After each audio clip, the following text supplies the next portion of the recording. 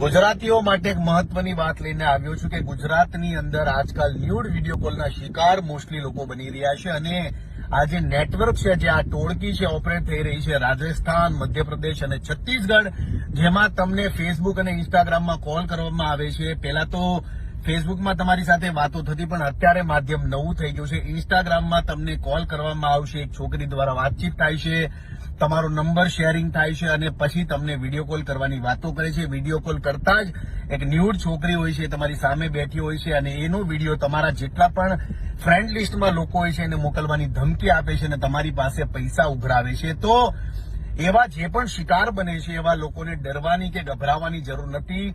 ભૂલ no doubt છે, પણ ભૂલ થઈ જાય તો આજકાલ તમારા બધા જ લોકો અવેર થઈ ગયા છે કે આ એક જાતનું નેટવર્ક છે જે ગુજરાતની અંદર દર મહિને 50 થી 60 કરોડ રૂપિયા લોકો પાસે ઉઘરાવે છે. એટલે જેટલા પણ લોકો આ વાતના શિકાર બને છે, ગભરાવાની જરા પણ જરૂર નથી. તમારી આજુબાજુના પોલીસ સ્ટેશનમાં સંપર્ક કરો અને કદાચ તમને એવું લાગે તો મને મેસેજ કરી શકો છો.